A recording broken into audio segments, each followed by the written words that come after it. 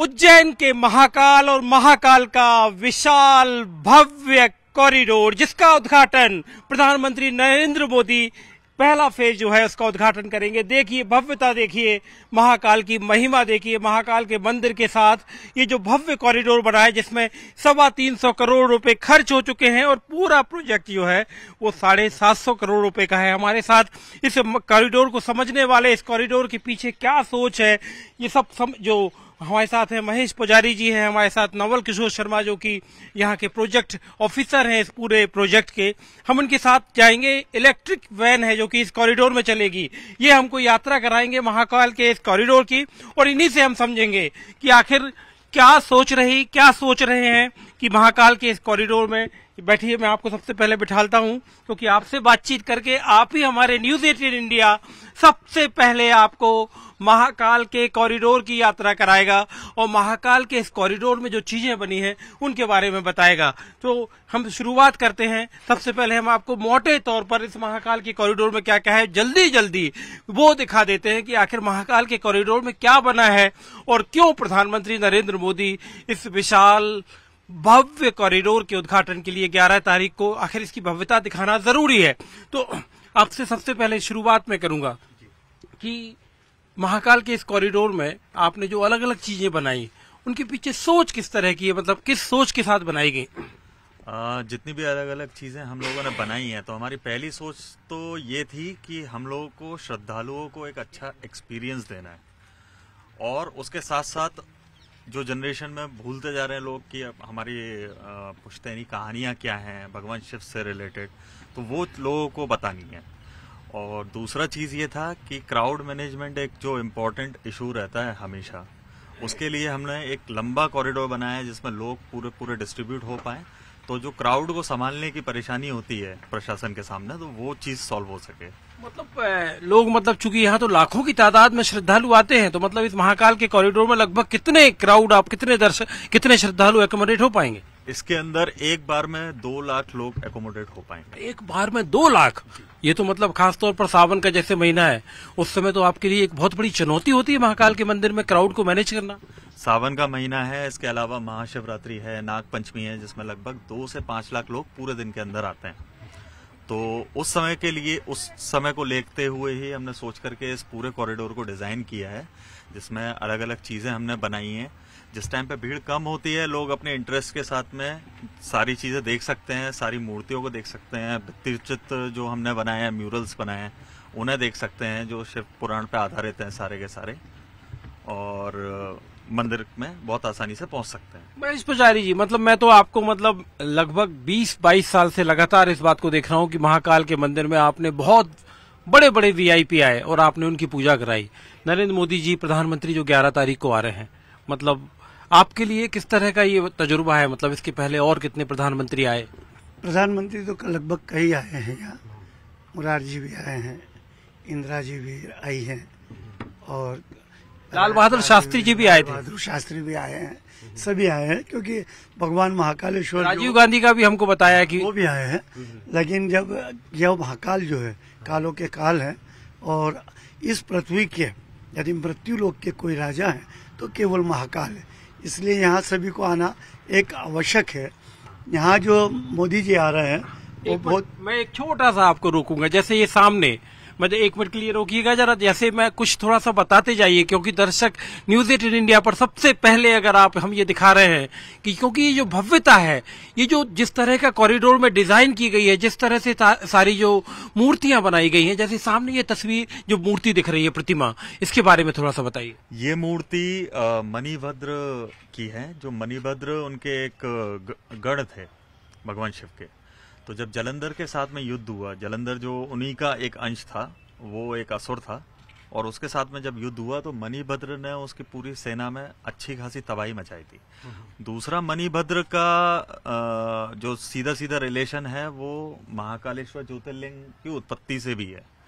जिस राजा को के द्वारा जो मंदिर बनाया गया था, उनको मणिभद्र ने अपनी मणि दी थी, तो भगवान शिव के ये बहुत प्रिय गण रहे हैं। अच्छा, ये जो अलग अलग मैं पिलर देख रहा हूँ, ये पिलर में मतलब इनके पीछे भी एक डिजाइन है, एक पैटर्न है। जी, ये 108 पिलर हैं जो हमने पूरे कॉरिडोर में 940 मीटर लंबा पूरा कॉरिडोर है, उसमें हम लोगों ने लगाए हैं।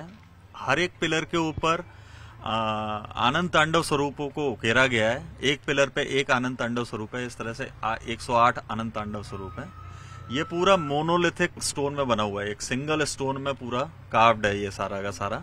ये पत्थर कहाँ से आया? ये पत्थर राजस्थान से आया है। ये बंसी पहाड़पुर पत्थर है और ये 2 कलर में मिलता है, एक बीज है और एक अपना रेड कलर में मिलता है। तो रेड बहुत कॉमन कलर है, इसलिए हम लोगों ने इसके लिए बीज जो पिंक कलर होता है, लाइट पिंक, वो चूज किया है। देखिए यहाँ पर महाकाल, यहाँ पर जो भगवान शिव एक नए अवतार में सामने, तो शिव के इस अवतार के बारे में आप मतलब क्या कहेंगे पंडित जी?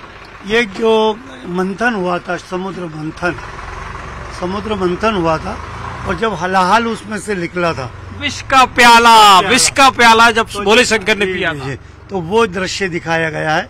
ये समुद्र मंथन कर रहे हैं देवता और दानव, और जो विष निकला है वो भगवान स्वयं महाकाल ने विष को। तो विष के प्याला जरा नजदीक से महाकाल के भोले शंकर के स्वरूप को नजदीक से देखते हैं, क्योंकि ये खूबसूरती पहली मर्तबा आपको न्यूज 8 इंडिया चैनल पर आपको हम इसलिए दिखा रहे हैं क्योंकि ये 325 करोड़ रुपए सरकार ने महाकाल के इस कॉरिडोर पर, भव्य कॉरिडोर पर सरकार ने खर्च किए हैं। और सरकार चाहती है कि महाकाल जो है यहाँ पर बड़ी तादाद में लोग आते हैं, तो साथ ही साथ एक ये धार्मिक पर्यटन का क्षेत्र भी बने। और यही वजह है कि यहाँ पर, जैसा कि ये बता रहे थे कि एक वक्त में 2 लाख लोग इस जगह पर एक साथ इस महाकाल के कॉरिडोर में जैसे धार्मिक पर्यटन कर सकते हैं। आप इस बता रहे थे कि किस तरह से ये भोले शंकर का क्या स्वरूप है।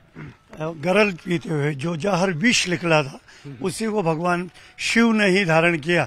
जितने रत्न निकले थे वो तो सब देवताओं ने ले लिए, अमृत भी देवताओं ने पी लिया, लेकिन जब गरल जो था, जो विष था, उसे भगवान शिव ने पिया।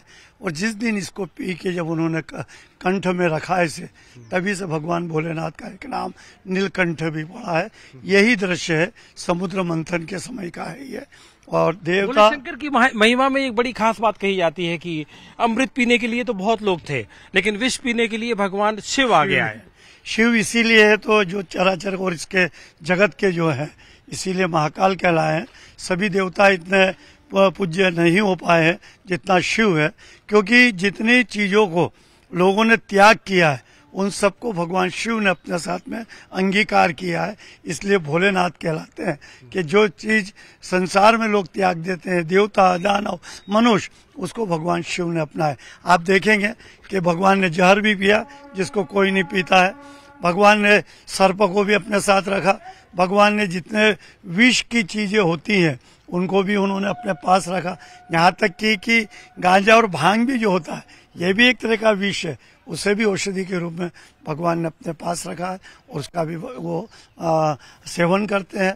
और उसको यदि औषधि के रूप में मनुष्य सेवन करता है तो निश्चित तौर पे उसे स्वास्थ्य लाभ होता है। समुद्र मंथन की कथा, ये महाकाल के इस कॉरिडोर में समुद्र मंथन में जो विष निकला, अमृत निकला, और वो अमृत में जिस तरह से महाकाल ने, भगवान शिव ने जो विष पिया था, उस कहानी को महेश पुजारी जी बता रहे हैं। क्योंकि ये कहानियां जो भोले शंकर से तमाम कहानियां जुड़ी हुई हैं, मतलब कोशिश आप लोगों की ये है कि जितनी कहानियां जिस तरह की, चूंकि इसे कहते हैं ना महाकाल की नगरी है उज्जैन, तो ऐसी कोई महाकाल से जुड़ी, भोले शंकर से जुड़ी कोई कहानी ना हो जिसमें जो यहाँ पर जो आप ना कह पाए। पूरी कोशिश की गई हर कहानी को बताने की।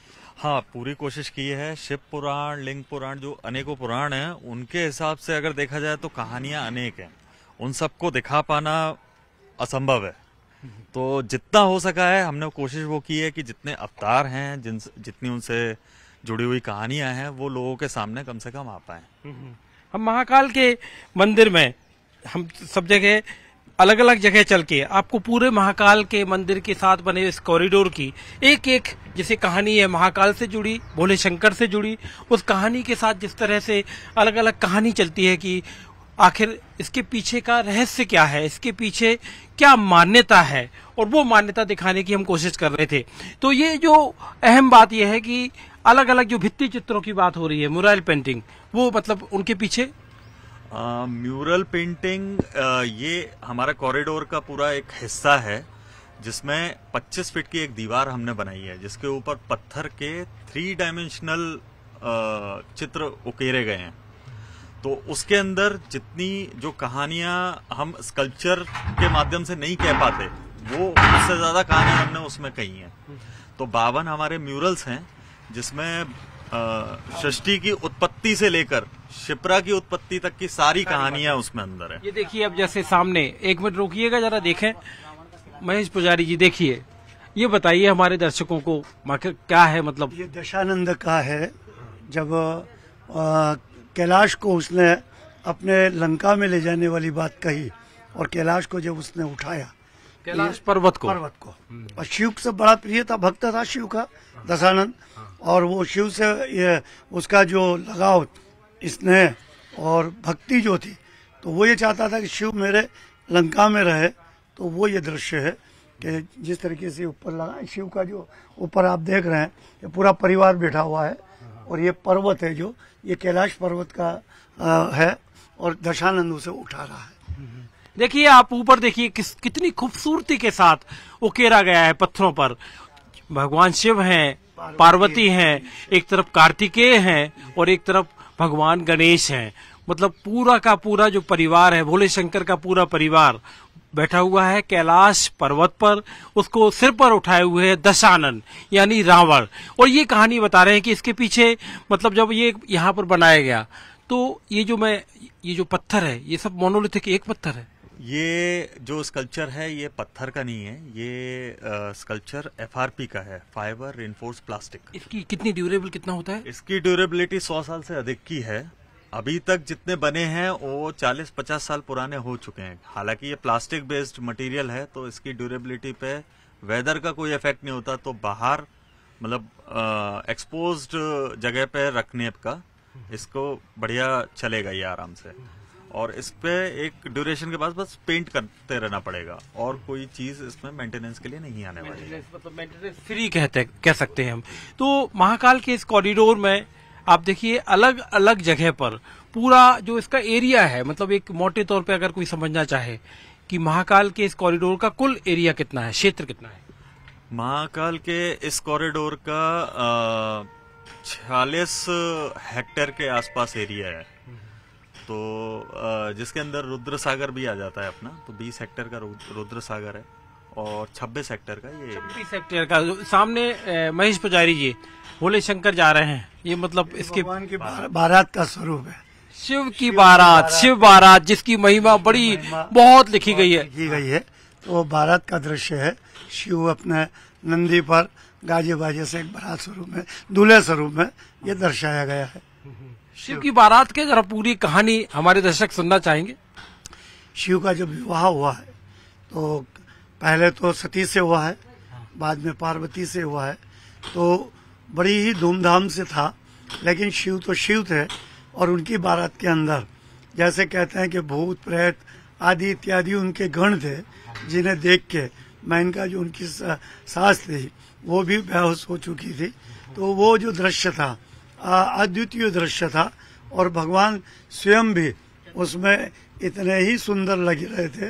लेकिन वहाँ भी उन्होंने अपना जो स्वरूप है, जो जटा है और सर्प है, अन्य सभी चीजों को उन्होंने धारण किया था।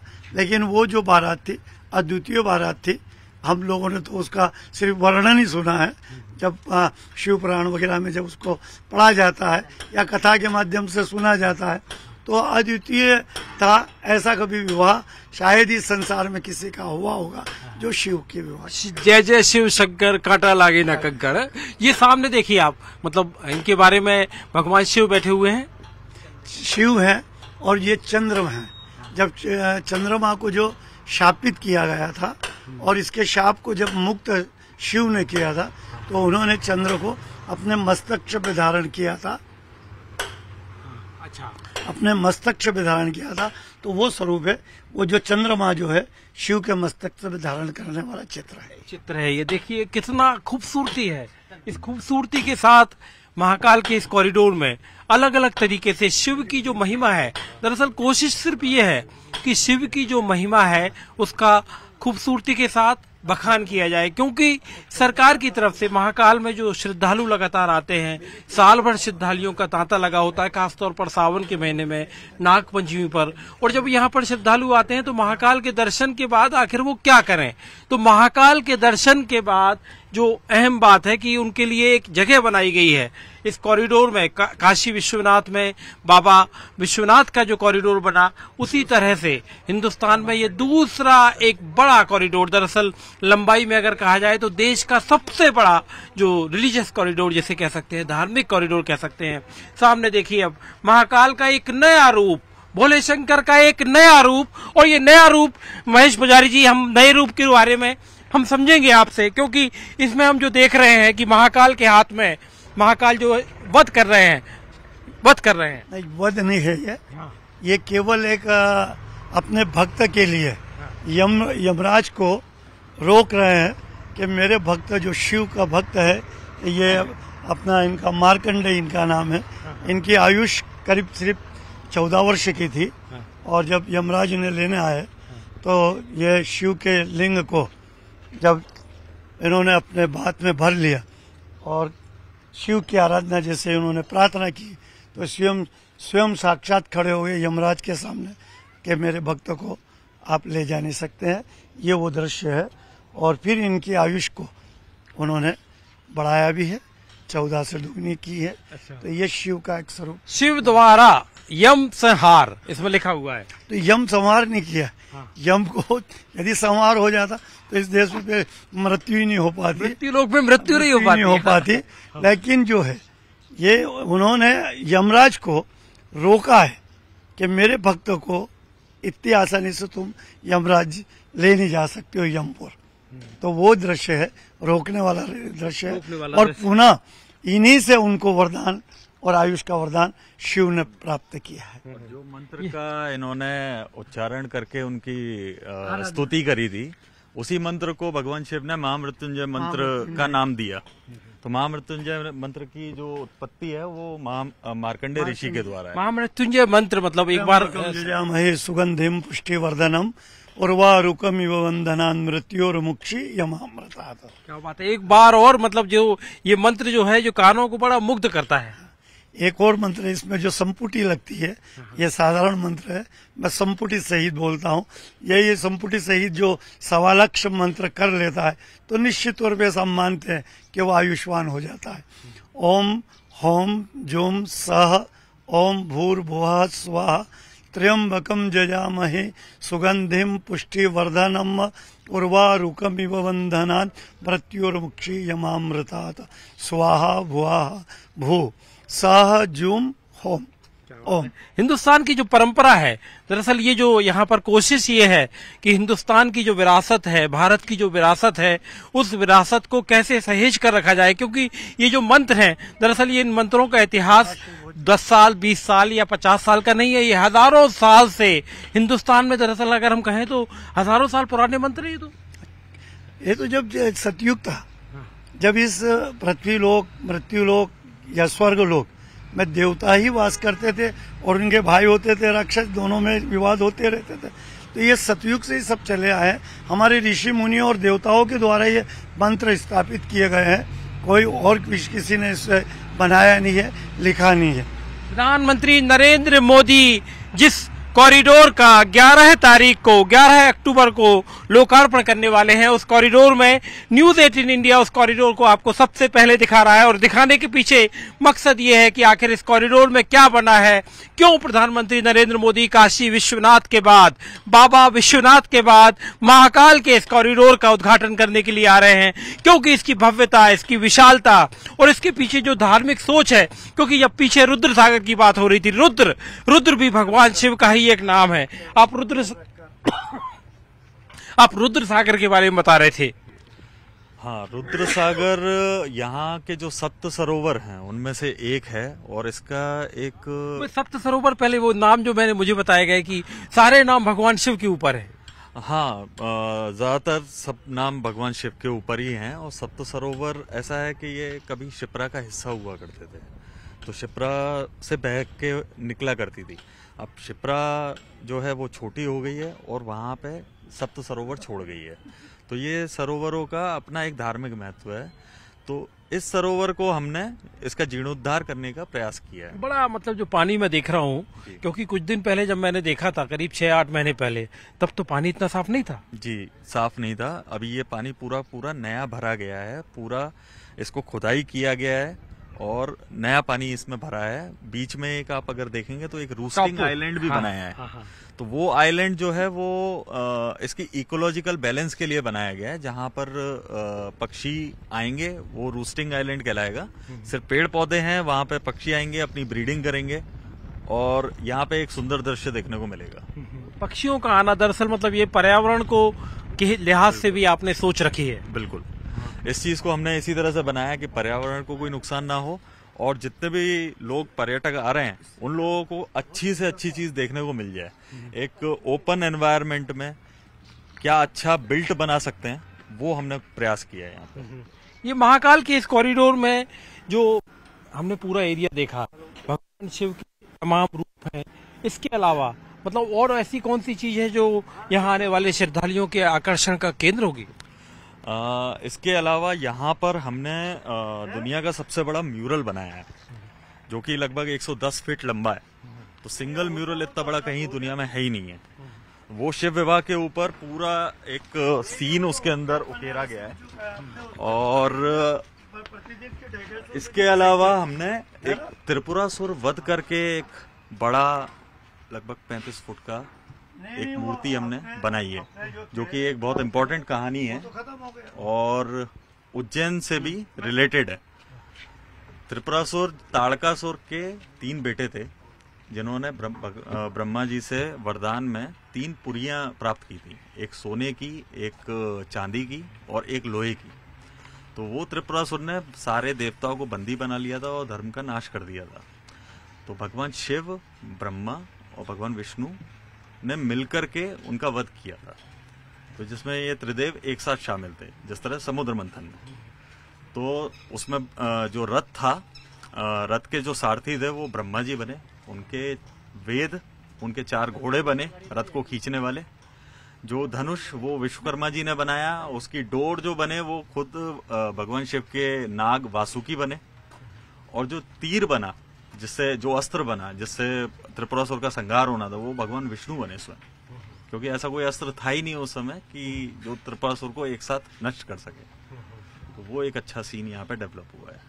मतलब महाकाल के इस कॉरिडोर में आप देखिए, जब आप चल रहे हैं तो जिस गाड़ी से आप चल रहे हैं ये इलेक्ट्रिक वैन है। मतलब यहाँ के पर्यावरण को किसी तरह का नुकसान ना पहुंचे, क्योंकि सारा कुछ यहाँ पर इसी तरह की जो इलेक्ट्रिक वैन है वो आपको यहाँ पर सब चीजों के दर्शन कराएंगे।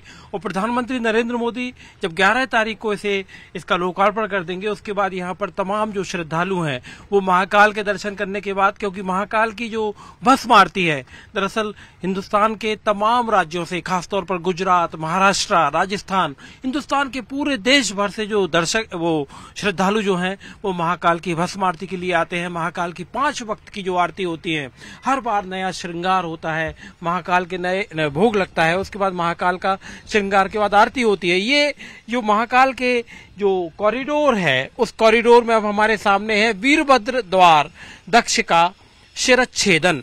मतलब महेश पुजारी जी, दरअसल ये चीजें मतलब लोगों के जहन से उतर चुकी होंगी। लोगों को मतलब जब देखेंगे तो याद आएगा कि ये परंपरा है।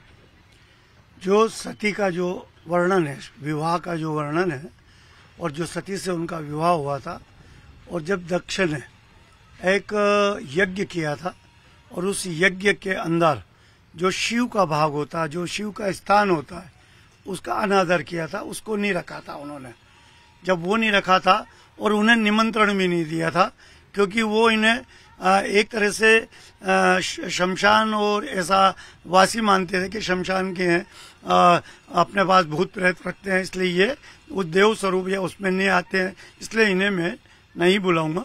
सारे देवताओं को उसमें आमंत्रित किया था, लेकिन सती नहीं मानी, क्योंकि पिता के घर यज्ञ था, तो वो बिना बुलाए वहाँ गई। और उसमें जब सती का अपमान हुआ, पति का अपमान, शिव का अपमान हुआ, जिसको वो सहन नहीं कर पाई, और अपने शरीर को जो हवन कुंड था उसी में उन्होंने अपना शरीर को उसमें स्वाहा कर लिया। और ये जब उसने सती ने किया तो भगवान शिव को जब इसका ज्ञान हुआ, जैसे वो तो अंतर्यामी थे, ज्ञाता थे वो तो जहाँ कैलाश पे विराजे थे वहीं उन्हें एकदम ऐसा लगा, प्रतीत हुआ कि सती ने अपने देह को त्याग दिया है। आप देखिए यहाँ पर मैं देख रहा हूँ कि जो प्रतिमा है उसमें प्रतिमा में मुंडमाला, देखिए आप कितनी खूबसूरती के साथ जो मुंडमाला है इसके बारे में क्या बताएंगे? ये वीरभद्र का जो अवतार का जो उन्होंने अपना शिव ने अपनी जटा के बाल से जब उन्हें पैदा किया है तो ये स्वरूप इस तरीके से एक रहा है कि मुंडमाल, तो अब शिव के जितने भी भक्त हैं, जितने भी गण हैं, वो मुंडमाल तो पहनते ही है क्योंकि उनका एक तरह से इससे लगाव है। तो ये मुंडमाल का स्वरूप भी इसी तरह से है। और दक्ष को जब वीरभद्र के जब उससे हुआ और उन्होंने इसका सर इसका काटा, और सर काटने के बाद में जब वो कहानी आगे बढ़ी फिर शिव वहाँ गए, और शिव वहाँ गए, सती को अपने ऊपर शरीर पे लाद कर जब से उसको लेके चले और पुनः वहाँ स्वर्ग बना। और ऐसी कहानी है कि तभी से भगवान शिव को भस्म धारण की जो प्रथा है वो तभी से पड़ी है। भस्म धारण की प्रथा तभी से पड़ी और उसके बाद इसीलिए जो महाकाल की भस्म आरती है, क्योंकि भस्म आरती सिर्फ मध्य प्रदेश में जो महाकाल का 12 ज्योतिर्लिंगों में एक जो मध्य प्रदेश में उज्जैन में है, उज्जैन के ज्योतिर्लिंग में इकलौती जगह है जहां पर भस्म आरती होती है। और अब हम पहुंचे हैं यहाँ पर, ये देखिए बिल्कुल एक अनोखी छटा यहाँ पर है, क्योंकि ये वो जगह है जिसे सप्त ऋषि, यहाँ पर 7 ऋषि यहाँ पर बैठे हुए हैं। और सबसे पहले न्यूज 18 इंडिया प्रधानमंत्री नरेंद्र मोदी 11 अक्टूबर को महाकाल के इस विशाल कॉरिडोर को लोकार्पण करेंगे, लोगों के सामने रखेंगे, श्रद्धालु उसके बाद आना शुरू होंगे। सबसे पहले आपको न्यूज 18 इंडिया इस महाकाल के कॉरिडोर के दर्शन करा रहा है, महाकाल के कॉरिडोर की यात्रा करा रहा है, आपको समझाने की कोशिश कर रहा है कि इस महाकाल के कॉरिडोर में इन सब के पीछे क्या सोच है, क्या किंवदंती है, क्या मान्यता है। सप्त ऋषि, ये 7 ऋषि आपको दिखाई दे रहे हैं, एक एक करके 4 दिशाएं, 7 ऋषि। क्या सोच है, क्या मान्यता है? ये जो एरिया बनाया है ये हमने मेटाफोरिकली बनाया है। इसमें एक बीच में 54 फुट ऊंचा शिव स्तंभ है जिसे शिव का प्रतिरूप माना गया है, और उसके चारों तरफ उनके जो शिष्य हैं सप्तऋषि उन्हें बैठाया गया है, क्योंकि भगवान शिव पहले आदि गुरु थे और उन्होंने सप्तऋषि का गुरु बनना स्वीकार किया और उन्हें योग साधना का ज्ञान दिया था, जो उन्होंने बाकी संसार को दिया फिर बाद में। तो जिस दिन उन्होंने वो स्वीकार किया था कि वो उनके गुरु बनेंगे, वही दिन को आज गुरु पूर्णिमा के रूप में मनाया जाता है। अच्छा, गुरु पूर्णिमा के पीछे की कहानी ये है। तो इसलिए इस चीज को हमने यहाँ पर दिखाया है। और इसके साथ में जो ऋषि हैं, उनके ऋषि के जैसे वशिष्ठ जी हैं, विश्वामित्र जी हैं, तो उनकी लाइफ के जो इम्पोर्टेंट इवेंट हैं, जो इम्पोर्टेंट घटनाएं हैं, वो सारी की सारी नीचे उनके चारों तरफ उकेरी गई हैं म्यूरल के रूप में। मिसाल के तौर पर जैसे हम चलें, देखिए हम सामने देखते हैं कि जमदग्नि, हाँ, तो जमदग्नि ऋषि की कहानी है कि कार्तवीर अर्जुन नाम का एक राजा था जो उनके पास गया था और उसका काफी आदर सत्कार किया था उन्होंने। और कामधेनु गाय उनके पास थी जो उन्हें वशिष्ठ जी से मिली थी। तो वो ऐसी गाय थी जिससे जो मांगते थे वो मिल जाता था, तो उससे वो बहुत आसानी से वो राजा का आदर सत्कार कर सका, उसकी पूरी सेना का कर सका। तो राजा ने वहां पे उनसे वो गाय मांग ली। जमदग्नि जी के मना करने पर उन्होंने उनकी हत्या कर दी। उसके बाद परशुराम जी ने कार्तवीर अर्जुन को मार करके उनकी मौत का बदला लिया। तो ये जो इम्पोर्टेंट इवेंट है, ये सारा इवेंट, सारी घटना, हर ऋषि के साथ जो घटना जुड़ी हुई है वो घटना भी यहाँ पर बकायदा ऋषि की जो प्रतिमा है उसके नीचे वो घटना समझाई गई है। ये 7 ऋषि हैं और इसके साथ साथ बीच में भोले शंकर हैं। और महाकाल के इस जो रुद्र सागर जिसे कहें, रुद्र सागर के आसपास ये सारा कुछ महाकाल का विशाल कॉरिडोर, जिसमें आप अगर घूमते हैं तो आपकी आंखें, आपकी नजरें रुकती नहीं है, कोशिश करती हैं नजरें कि एक ही नजर में सब देख लो। देखिए बड़े बड़े स्तंभ, इस तरह का जो विशाल जो कंस्ट्रक्शन जिसे कहते हैं बनाना, बहुत दिनों बाद, सालों बाद इस तरह की चीजें काशी विश्वनाथ में उसका पुनरुद्धार हुआ। काशी विश्वनाथ के बाद, बाबा विश्वनाथ के बाद, अब महाकाल के द्वार में, महाकाल के इस प्रांगण में विशाल कॉरिडोर जो बना है, जिसका उद्घाटन खुद प्रधानमंत्री नरेंद्र मोदी करने वाले हैं। और इसमें हमारे साथ हम ये महेश पुजारी जी, साथ ही साथ प्रोजेक्ट के जो ऑफिसर हैं नवल किशोर जी, इनको साथ लेकर हम इसलिए आए क्योंकि हम आपको समझाना चाह रहे हैं। लेकिन ये यात्रा जो महाकाल के कॉरिडोर की है, जिसमें सप्त ऋषि, नवग्रह, तमाम शिव के जो अवतार हैं, शिव की जो महिमा है, उसकी जो गाथा गाई गई है, वो हम आपको लगातार, हमारी यात्रा भी शिव के इस दरबार की यात्रा, शिव की महिमा की यात्रा, महाकाल के कॉरिडोर की यात्रा जारी रहेगी। हम आपको और दिखाएंगे महाकाल की इस यात्रा को, महाकाल की इस काल यात्रा को। लेकिन इसके लिए आपको थोड़ा इंतजार करना पड़ेगा अगले एपिसोड तक का।